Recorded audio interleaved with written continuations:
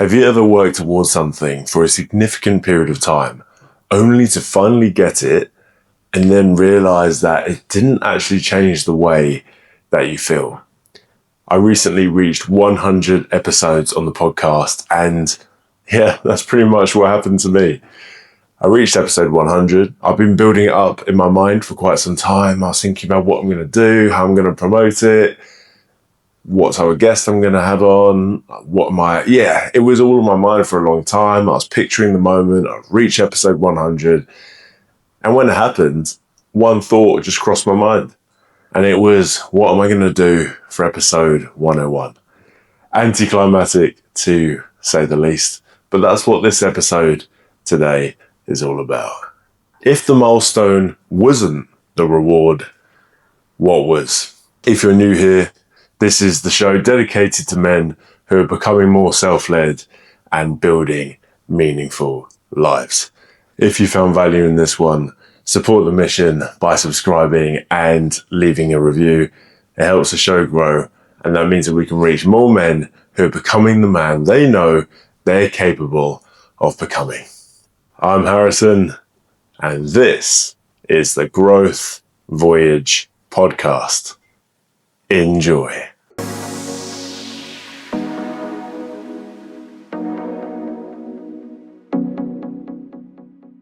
When I hit 100 episodes, and it hit me that my state at the time didn't change, it caused me to reflect a bit. I think it's inherent in a lot of men, and perhaps most humans, to continue striving for more, to continue looking forward. I don't think we would have evolved, or our ancestors wouldn't have evolved otherwise. But hitting this milestone did, in fact, get me to reflect on my journey for the first time in a while. And it really made me realize how far I've truly come. And the moment that comes to mind is New Year's Eve 2019. And to set the scene, I hosted a New Year's Eve party at my home. I imagine there was around 15 to 20 people there, people who I considered to be friends at the time. It was a mixture of people who I'd seen regularly and people who I hadn't seen in a long time. And long story short, it got to about 12:30 and I was very intoxicated. I'd consumed a range of different substances, alcohol, and I ended up retreating to the bathroom to be sick. Fast forward to about 3 a.m. and I unlock the bathroom. I go outside and everybody has left. I felt deeply ashamed. I felt deeply embarrassed, and it felt like I just missed this opportunity altogether. This one time where I'd have all different people gathered around in my home. And at that point, I felt so low. I felt awful physically, but then mentally as well. It was a period in my life where, I was feeling a bit lost. I certainly lost my identity at that point. And I found that, I could distract myself with alcohol, with drugs, womanizing, as a coping mechanism to cope with my anxiety at the time. And this period in particular was about 3 months after I had experienced depression for the first time. I remember going on a walk and I encountered this park. It was a really long walk. And I remember just going over into the park, standing there, taking a deep breath. And I remember just, shaking my head. And I remember feeling so low. But I also remember saying at one point, I'm going to look back at this moment and I'm going to say, wow, look how far we've come. It can't get any worse than this. And that was a moment for myself. Nobody else was there. It was me. It was this inner knowing. I was like, you know what? This is pretty shit, but I'm going to come back from this. There's going to be a point I'm going to be looking back at this moment. Little did I know that moment would be more than 6 years later. But weirdly enough, even though I've gone through multiple different identity shifts and transformations since then, multiple different lessons. This is the first time I've really taken the time to reflect, and I can see the stark difference between who I was then and who I am now. And I've been so busy striving and pushing more, seeing what I can achieve, that I haven't actually taken the time to step back and look at how much we've done. And doing so has allowed me to really appreciate the journey that I've been on. And when I look at my life now, I'm so incredibly grateful for everything I get to experience. Seriously. I mean, I wake up, I design the day exactly how I want. I mean, what a privilege that is. I go to the gym, I get to move my body, I do a bit of yoga, I do a bit of stretching, and I do my Brazilian Jiu-Jitsu. I fulfill my childhood dream of being a pro wrestler. My inner child is loving it. And I get to, through the podcast, have deep conversations. Again, when I first started it, there was this idea of like every single bit of research I did, it pointed to, what you need to do to get more numbers. How do you grow your audience? And it's always that material goal, or at least it was for me, in addition to all the other goals attached to this podcast. But when I really reflect, I'm like, I'm literally living my dream back then. Back then, I couldn't have a deep conversation. There was no one I could talk to, right? And that was largely down to the fact that, I wasn't being fully open to the world. I didn't really know who I was. I had my guard up a lot of the time, and my outer reality reflected that. So the fact that I get to sit down for at least an hour and connect with somebody on a deeper level, someone on a similar frequency, I think it's just amazing. What a blessing that I get to experience that. And I think a big reason why I'm able to experience a lot of this satisfaction, fulfillment, shall we say, with life is because I gave myself permission to. I think it is that simple sometimes, right? How often are we shown one conventional route or path in life? I know I was. I don't know. All I was shown was like, right, you go to school, you go to university, you get your degree, you get a job. And it's almost as if all of my creative expression, right, that inner child, it was almost like it's put away for a second. No, you've got to get serious. This is what life is really like. Right? You might have heard that before. Yeah, come and live in the real world. Right, I was only shown that path. And I believe all of us are given a path in life by other people, by society, or even by our own belief system of what we think is possible. But rarely do we ever stop to question it. And I believe that is our mission here as a soul on this planet. It's to actually stop, question our path after following the path that was laid out for us, and come back to ourselves, come back home. And there's a lot of fear, I think, about going after your dreams, creating your dream reality. There's a lot of noise out there, but ultimately, as I've learned along my own journey, it's important to check in with ourselves, right? Whose fear even is this, right? Because in my mind, I've learned that there are two types of fear. One is almost like a fear of expression, or a fear of going after the thing that we really want. And that can usually, in my experience, be a sign that we should be doing that exact thing.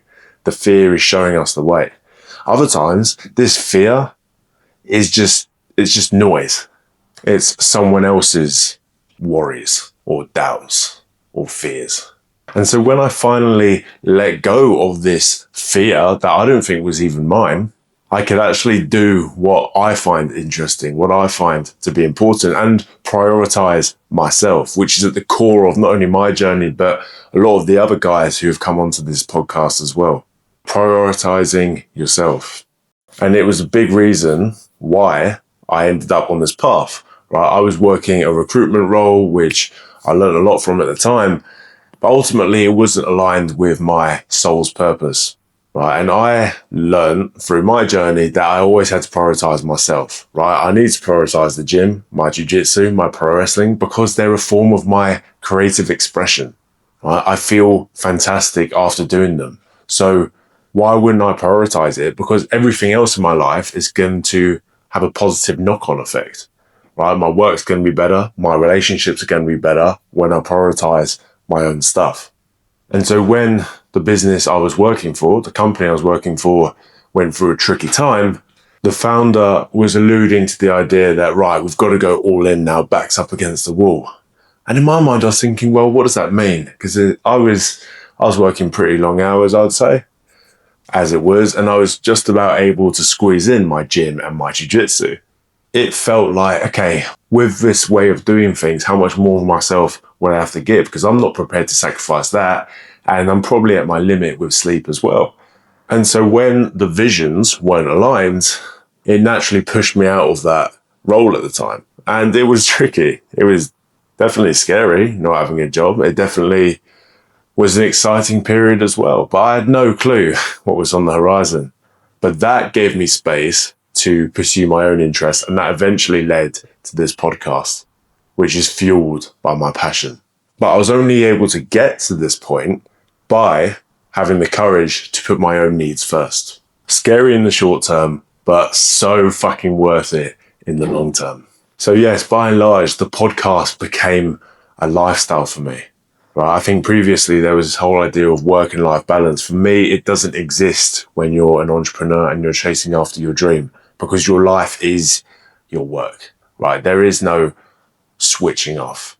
Sure, there might be times for that where I purposely decide to relax and give my mind a bit of a break from technology. But by and large, I don't have a life I need to escape from. My life is podcasting, it's talking to people, it's connecting, it's creating content. Creation and expression is at the heart of everything I do. And I believe the reason why, in fact, it was certainly the core reason why I was in such a bad place in the past. Yes, you can talk about, I didn't have a sense of self. I didn't know my values. I didn't know what I stood for. I was relying on external validation. We can talk about all this stuff. But ultimately, it was a manifestation of not expressing myself fully, expressing my truth, and nurturing my creativity. I believe we're all born creators until we're told we're not. We're not supposed to be. We've got to play the safe route. Stephen Pressfield said it best. He said, how many of us have become drunks and drug addicts, succumbed to painkillers, gossip, and compulsive cell phone use simply because we don't do that thing our hearts, our inner genius is calling us to? He said that in The War of Art, and it resonates so deeply. Imagine if everyone on Earth was connected to that fire in their hearts, connected to their creativity. What an incredible place this world would be. Not to mention, pursuing your creative path, pursuing your passions is, at least I found, the best way to grow. Pursuing my passions has been the best thing for my personal growth. It exposed all my limiting belief. It exposed all my wounds. And that's because it's uncomfortable. And you might be thinking, well, how can your pursuing your passion be uncomfortable? Well, I'll give you some examples. Let's take Brazilian Jiu-Jitsu, right? That can certainly be uncomfortable, especially at the start when you have no idea what you're doing. Yes, I do absolutely love the sport. I love training. I'm blessed to have such amazing coaches and some fantastic training partners. But when I compete and I've got 7 matches and I've done 5 and I'm exhausted and I've got 5 minutes rest and I'm going into the next one, my nervous system is shattered. And I have nothing left in the tank physically, but I'm still showing up on the mats. At that point, I'm looking up in the sky and I'm saying, it's just me and you, God, it's just me and you. That is uncomfortable. And yet, how much have I grown throughout that process? Same goes for professional wrestling as well. Do I enjoy being out there in the ring? Absolutely. It makes me feel alive. But training can be a challenge sometimes when I see just how much more I have to grow, how much more I have to learn.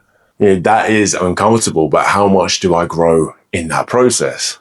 Those are just 2 examples. When you're living in alignment and experience discomfort at the same time, that is a recipe for achieving your potential. And that isn't to say you won't grow in other areas of your life. Whether you're working a normal 9 to 5 or learning from your relationships or your peers around you, but you're much more likely to stick with that path of growth. You're much more likely to be inspired, be motivated to find a way through the discomfort, to continue to go after your dreams. Because they're your dreams. And we've talked on the podcast before about the difference between discomfort and struggle, right? I don't believe we should be struggling all the time, right? If we're in a constant state of struggle, that means something is deeply out of alignment and needs looking at. And very often we don't choose this. It might be in one of our relationships, our career, our health, whatever it may be, something needs to be looked at on a deeper level. But pursuing your creative outlets, it will be uncomfortable, but that is where we grow. That is always where we grow. And when we grow as a person, we have a higher capacity for more things in our life. We're more likely to attract our tribe, the right opportunities. When we know ourselves better and when we grow as a person, our life becomes more and more into alignment. And then all the other stuff, I found anyway, comes to fruition. And so why wouldn't it be a priority in your life to explore your creative outlets and to get to know yourself on a deeper level? I mean, not even to mention this podcast, like what it's done for me, showing up for 100 episodes. I followed through on a commitment to myself. It's brought up all the limiting beliefs, and yet I've kept on going. Not to mention all the lessons I've learned along the way through my other guests. After so many transformations, after so many cool stories, naturally it's going to expand my mindset.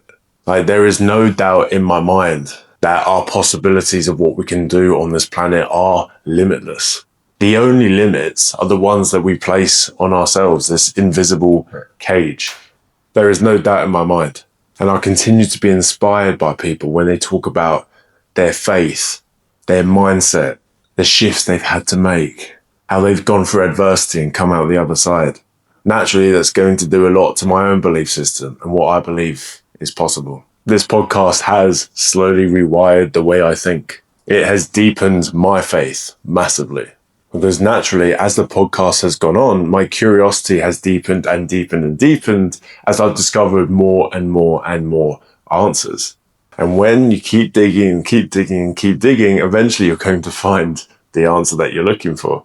And then another pathway begins, another curiosity, which again, all just accumulates to form my growth mindset, if you will. My belief about transformation, how normal challenges are, right? And it's still crazy to me to think about how many men are still out there and don't realize how normal challenges are in this life. We're not meant to feel happy all the time. We're not meant to feel energized all the time. Sometimes life is going to throw us curveballs, right? It happens to us all. It's not about avoiding the challenges. It's just about what are you going to do when the challenges arise? Are you going to numb yourself, right? Or are you going to keep on getting back up? And this reminds me of the Nuno Tavares episode. It's so, so important above all else. And we've discussed it again with Thomas Marr as well, how you must be adaptable. You must be resilient.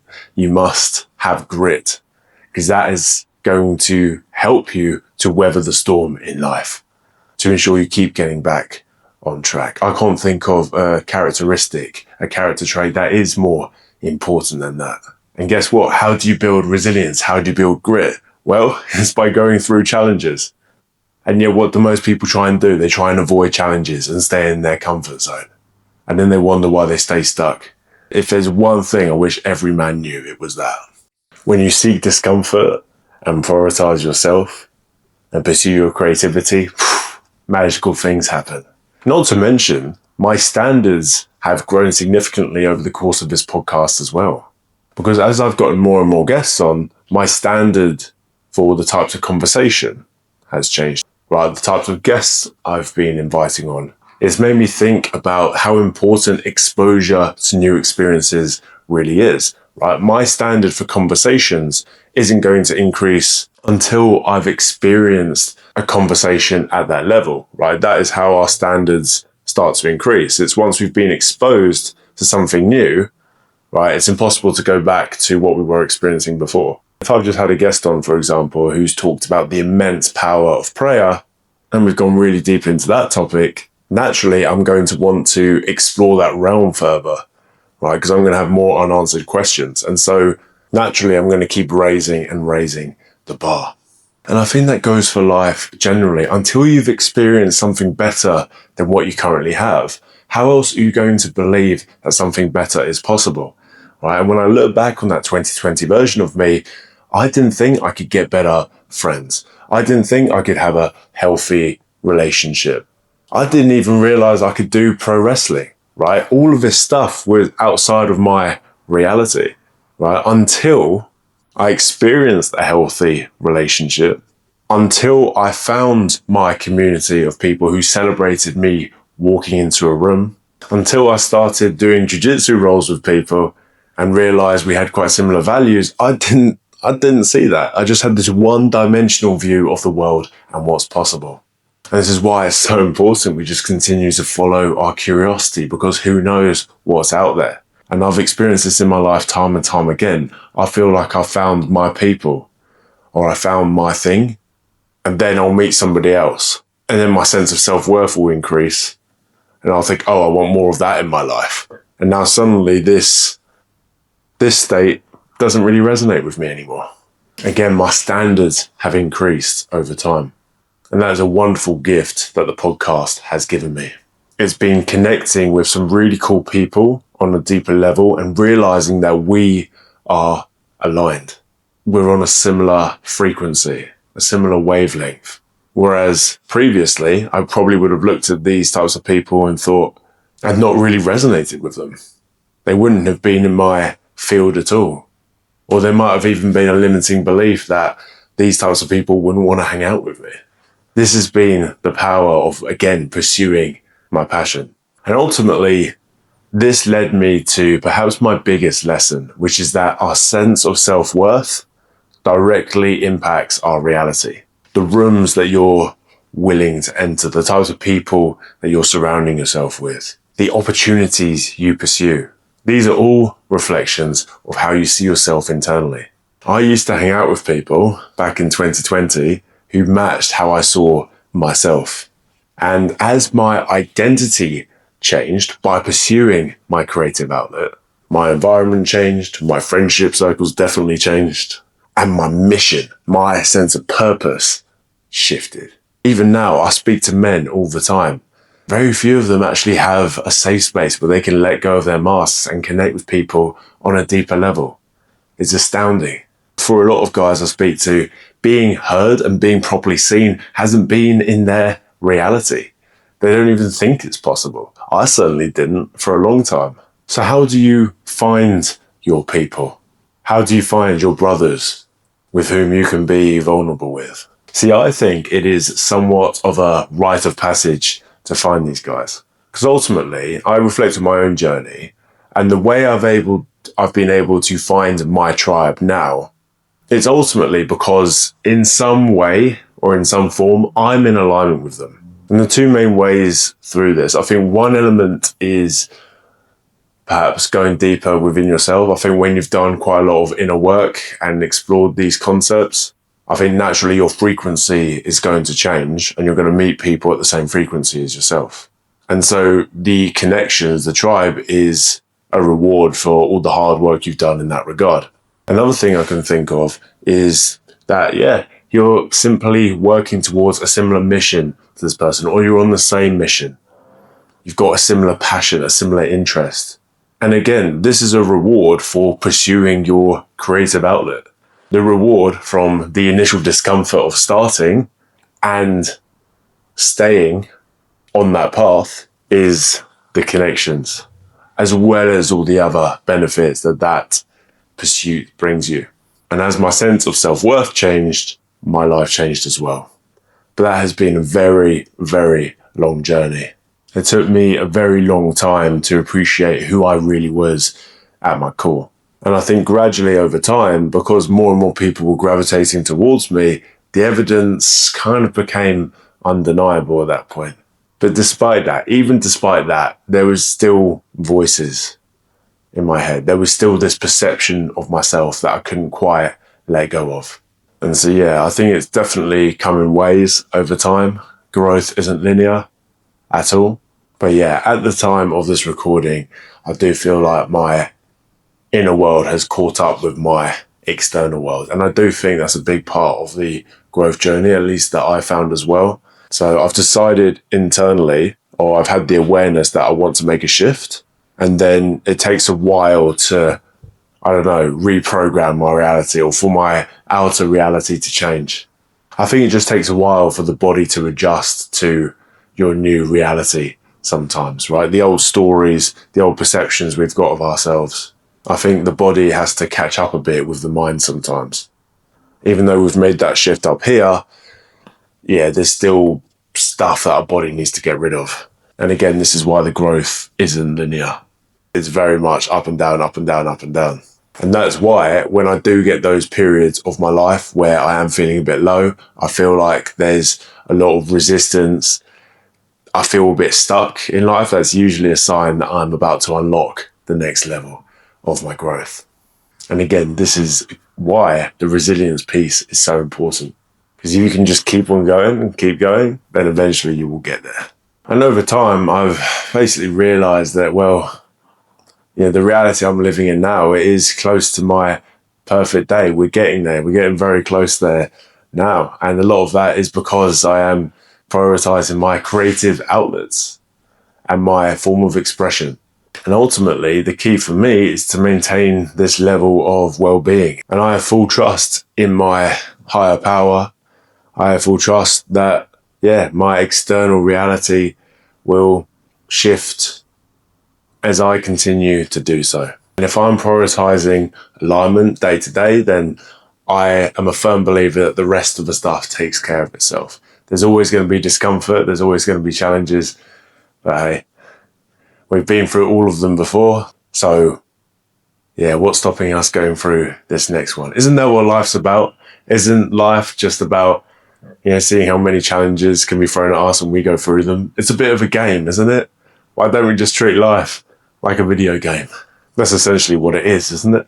And so with this enlightened perspective, that it's just about prioritizing ourselves and feeling good, then why don't we go straight there? Why do we go to achieve as much as we can in this material world? What is the point of everything? Some could say. I mean, even this podcast, what is driving me to do it? Right? Yes, it gives me a lot of fulfillment, connecting with guys on a deeper level, but it still requires elements of sacrifice, a lot of which I hadn't even planned for when I first started this thing. And if my aim isn't solely on the numbers, because I have a feeling if this 100 episode thing is anything to go by, then the numbers won't really mean a lot to me either. In fact, I'll probably just continue to want more. It will get me hooked like a drug. So what is my driving force now? Why do I want to keep this going? Well, for me, it's bigger than podcast numbers or episode downloads. It's bigger than business. For me, it's about giving men who are in the exact same position I was, giving them the tools to help themselves find their own creative expression, to give them the courage to go after what they really want in life. Do you know what? I think it might even be giving them permission to go after it. Because how often are we shown this world which, puts a dampener on our spirit, that discourages us from pursuing things. If men can leave each episode believing in themselves a bit more, believing that it is possible to build a meaning through life, that it is possible to go through adversity, that it is possible to push through fear and truly build the life that you want, then that can be a positive driving force for myself. My mission is to help men find it within themselves to become the man they know deep down they're capable of being, because they are capable of so much more than what the world tells them, or what they might even believe they're capable of. You have no idea. You have no idea at all. It's to demonstrate that when you stop living for other people, when you stop living for approval, and you start leading yourself, you work towards your mission, you prioritize yourself, amazing things can happen. And as Ibby Adam said in a recent podcast episode, we all end up at the same place anyway. So would you rather take the easy route or the challenging route? And if you take the challenging route, chances are when time comes for us to leave this world and go back up there, you will feel more fulfilled. You will feel more content, and you'll become a more wholesome person by the end of it. You've got to make the most of this game that we're playing. But you know what? There are some darker energies too, right, as to why I'm doing this. And I think the dark is necessary. In fact, I think we need the dark to then go to the light. And there is still a part of me with a point to prove. There is a darker drive, the childhood bullying, right? That little kid inside of me who didn't feel good enough, who felt invisible in many social situations, who wasn't shown a roadmap for how to enter the world and eventually how to be a man, constantly picked on, didn't really know who I was, just had a longing to be understood. That energy right there, that hasn't left me yet. There is still that energy, there is that driving force, and I'm going to keep on pushing that towards this mission. And as it stands, I can't see anything that's going to stop me.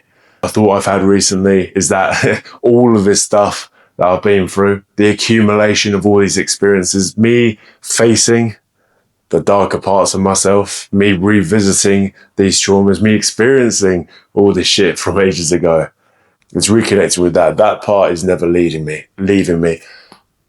There was once a point in my life where I thought, right, we've got the aim is to heal every single part of ourselves, right? And then we can become enlightened. Well, I've realised that it's not going to be possible. If we spend our whole lives trying to heal ourselves, then I don't think we'll ever reach the end point. I've witnessed on this podcast the amount of cool things that people have created out of that wound. Right, Craig Ryan, recent example, pro wrestler on the Max Moody lens. Right, he has admitted he wants to be wanted by people. He never felt like he had a safe space when he was younger. He didn't know who he was. And what has he done with that drive? He's created Emporium. He's created a community, a safe space for people to express themselves. He has taken his pain and created something amazing. And that energy, that force, that won't quit, that won't stop, that's still very much alive within me. That is the force behind this, even when it makes no sense to anybody else. Right? The amount of times people have doubted my path. Right? The real ones have been with me on this journey. And if you're here for the ride, then that's fantastic. But you can call me delusional. You can call me whatever you like. It doesn't really matter. I know where I'm going. And I would say that I'm very confident in the reality that I'm on my way to creating. But the truth is, I think even that expansive mindset is nothing to what God has planned for me. That inner child in me, he was ashamed of being the weird kid once. The one who stood out. He just wanted to fit in. He didn't want to draw attention to himself. Well, guess what? I'm still very much that weird kid. In fact, there's a lot of strange things I do today. I'm quite slow to understand certain things. Well, guess what? I know who I am. There's no pretending I'm anybody else. Back then, I didn't know who I was. Now I certainly do. I know my values. I know what I stand for. I know what I like. I know what I don't like. And in some ways, I'm quite stubborn. You can love me or hate me, but I know who I am. And I'm on a mission. And at this rate, nothing's going to stop me. So if there's anything that you take away from this episode, please give yourself permission to go after your creative outlets. Find your passion. If you don't know what your passion is, try something. Right? Prioritize yourself. Prioritize your well-being over everything. And chances are everything else will work itself out. Embrace the challenges and discomfort that come with pursuing them. Be curious about the world around you. Keep raising your standards for the people who enter your life and for yourself as well. Find your mission and pursue it relentlessly. Episode 100 for me wasn't life-changing. It simply gave me permission to stop, look backwards, and realize who I'd become. The biggest lesson wasn't how to build a podcast. It was discovering the person the process was quietly creating. So I encourage you to trust your own process Have faith and a deep inner knowing that things will work out. Your creativity needs to be expressed. You must never shy away from your fullest expression, because every time you do, you're doing a disservice to yourself. And whatever you do, don't stop, because one day you are going to look back and realize that you've become the person that you've always wanted to become, the person that you once needed. Take it easy, and I'll see you in the next one. Go get it.